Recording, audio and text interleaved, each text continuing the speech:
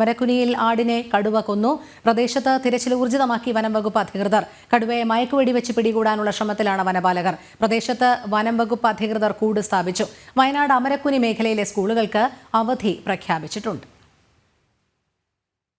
ഇപ്പം ഞങ്ങൾ മിറ്റത്തിറങ്ങി മൂത്രമൊഴിച്ച് കയറി ചായം വെച്ച് കുടിച്ചിപ്പോൾ ഒച്ച കേട്ട് ഒച്ച കേട്ട്. എന്നാലും ഞങ്ങൾ പറഞ്ഞ് കടുവയാന്ന് ഞാൻ പറഞ്ഞു. ഞങ്ങൾ ഓടി ചെല്ലുമ്പോൾ കടുവ വലിച്ചോണ്ട് ഓടും അതിനെ കണ്ട്. അപ്പോൾ ചേട്ടൻ പുറകെ പോയപ്പോൾ ഞാൻ ചേട്ടനെ കയ്യെ പിടിച്ച് വലിച്ചോണ്ട് പോകും. കണ്ടു വലിച്ചോണ്ട് പോകും. എന്നാലും ഉടനെ ഞങ്ങൾ അയൽക്കാരെയൊക്കെ വിളിച്ചു. എന്നാലും ഇവരൊക്കെ വെച്ചു. അപ്പൊ തന്നെ ഫോറസ്റ്റുകാർ വന്നോ? അവർക്ക് എന്നാലും അവരുടെ നമ്പർ ഞങ്ങൾക്ക് വേറെ ഒരാൾ അയച്ചു തന്ന് വേഗം രൂവിനെ വിളിച്ചു. രൂവ് എല്ലാവരെയും വിളിച്ചു. ഞങ്ങളും വിളിച്ചു.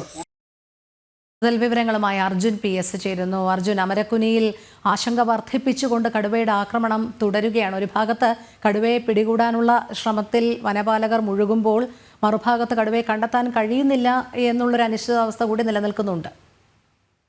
രോഹിണി, കഴിഞ്ഞ ദിവസമായിരുന്നു വലിയ രീതിയിലുള്ള ഒരു തെരച്ചിൽ നടത്തി. പക്ഷേ ആ തെരച്ചിലൊന്നും കടുവയുടെ സാന്നിധ്യം കണ്ടെത്താൻ കഴിഞ്ഞില്ല. പക്ഷേ ഈ വനം വകുപ്പിന്റെ ഡ്രോണിൽ ഒരു കടുവയുടെ ഒരു ചിത്രം പതിഞ്ഞിട്ടുണ്ട് എന്നുള്ളതാണ് നമുക്ക് മനസ്സിലാക്കാൻ സാധിക്കുന്നത്. ഇന്ന് രാവിലെയും അല്പസമയം കഴിഞ്ഞ് ഇത്തരത്തിൽ ഒരു തെരച്ചിൽ തുടങ്ങുവാൻ ആരംഭിക്കുമെന്നാണ് നമ്മൾ പ്രതീക്ഷ. പക്ഷേ വനം വകുപ്പ് ഇപ്പോൾ പറയുന്നത് മയക്കുവെടി വെക്കുന്നതിനേക്കാൾ കൂട്ടിൽ ഇട്ട കടുവയെ പിടിക്കുക, കൂട് വെച്ച് കടുവയെ പിടിക്കുക എന്നുള്ളതാണ് ഏറ്റവും നല്ലത് എന്നുള്ളതാണ് വനം വകുപ്പിന്റെ ഇപ്പോഴത്തെ നിരീക്ഷണം. അതുകൊണ്ട് തന്നെ ഇപ്പോൾ ആ കടുവ ഇറങ്ങിയ സ്ഥലം ഈ അമരക്കുനിയിൽ നിന്നും 1.5 കിലോമീറ്റർ മാത്രം അപ്പുറത്താണ് ഈ ഒരു പ്രദേശം എന്ന് പറയുന്നത്. കഴിഞ്ഞ ദിവസമാണ് ഇത്തരത്തിൽ ഈ ഒരു ആടിനെ ഈ കടുവ പിടിക്കുന്ന ഒരു സാഹചര്യം ഉണ്ടായത്.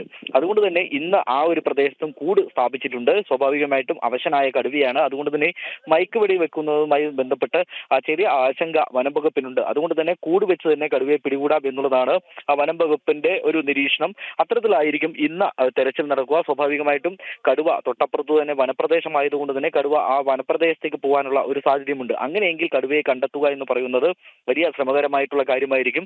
മാത്രമല്ല ഈ മൃഗങ്ങളെയൊക്കെ അല്ലെങ്കിൽ ഈ വളർത്തു മൃഗങ്ങളെയൊക്കെ കൊന്നതിന് ശേഷം കടുവ പിന്നീട് ആ പ്രദേശത്തേക്ക് വരുന്ന ഒരു സാഹചര്യമുണ്ട്. അതാണ് ആ കടുവയുടെ ഒരു നേച്ചർ എന്ന് പറയുന്നത്. അതുകൊണ്ട് തന്നെ ആ ഒരു സാധ്യത കണക്കിലെടുത്തുകൊണ്ട് ഈ ആടിനെ പിടിച്ച എവിടെയാണോ സ്ഥലം അവിടെ തന്നെ കൂടുകൾ സ്ഥാപിക്കുകയും തൊട്ടപ്പുറത്ത്, അതായത് ഈ ഒരു കൂട് സ്ഥാപിച്ച് തൊട്ടപ്പുറത്ത് മറ്റൊരു കൂട് സ്ഥാപിക്കുകയും ചെയ്യുന്ന ഒരു സാഹചര്യമുണ്ട്.